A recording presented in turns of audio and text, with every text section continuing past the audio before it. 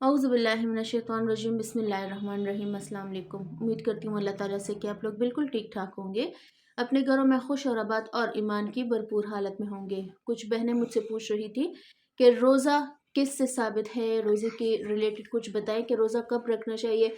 सिर्फ 15 शाबान को रखे क्योंकि आगे रमज़ान आ रहा है, अपनी कुव्वत और एनर्जी भी बरकरार रखनी है। तो अगर मैं आपसे कहूँ कि ये बहुत सी हदीस से साबित है, सूरह दुखान में अल्लाह ताला ने क्लियर फरमा दिया है और आप सल्लल्लाहु अलैहि, ये बहुत सी हदीस से साबित है।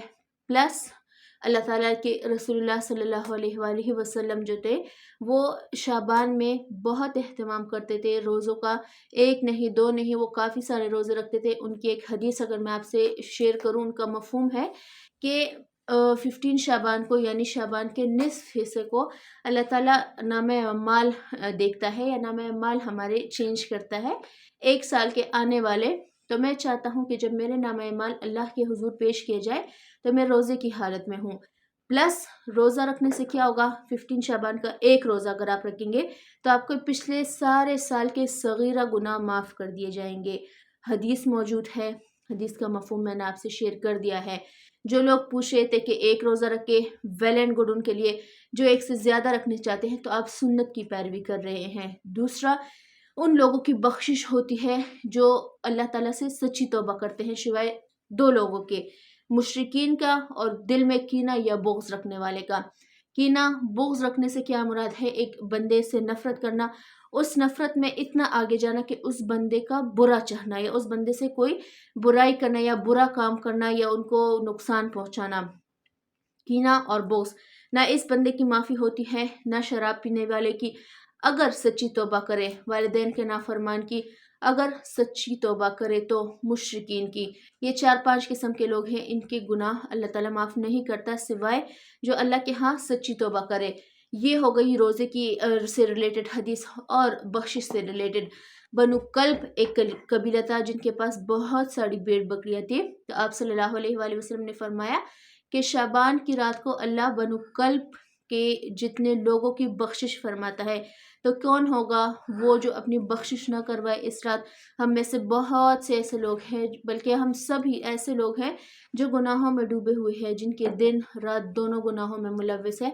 अगर हम फ़राइज़ की बात कर ले, 5 नमाज़ें हम पर फ़र्ज़ की गई है जिनका अजर हमारे लिए 50 का लिख दिया गया है। मगर कौन है वो खुशनसीब जो आज के वक्त में बाजमात 5 नमाज की अदा करेगा डेली।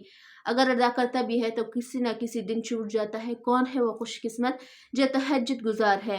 हमारे गुनाह कितने ही ज़्यादा क्यों ना हो, लेकिन अगर हम पर मुसीबत पड़ती है तो हम तावीज़ गंडों के पीछे भागते हैं। हम अपने गुनाहों पर नज़र नहीं दौड़ाते कि ये जो मुझे सज़ा मिल रही है ये उसी गुनाह का नतीजा है। क्यों भागते हो जब अल्लाह ने इतनी गोल्डन अपॉर्चुनिटी दे दी है 15 शाबान की रात को।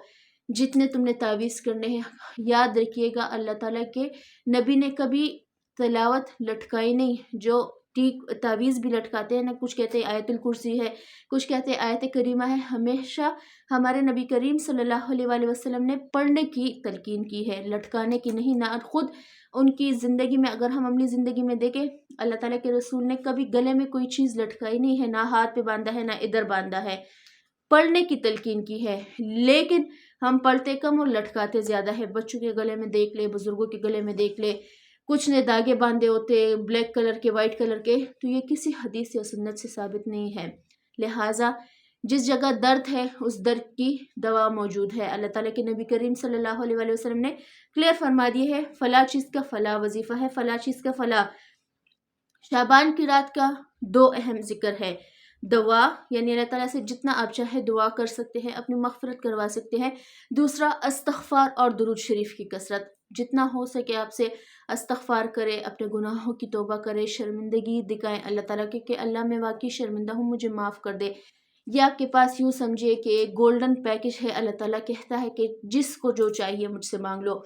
आपकी ज़िंदगी में जिस चीज़ की कमी है, जिस चीज़ की आपकी ज़रूरत है, अल्लाह से मांग ले, इंशाल्लाह वो ज़रूर आपको अता करेगा। अपना और अपनी फैमिली का ढेर सारा ख्याल रखिएगा। मुझे और मेरी फैमिली को दुआ में याद रखिएगा। इंशाल्लाह कल मिलती हूँ आपसे। अल्लाह हाफ़िज़।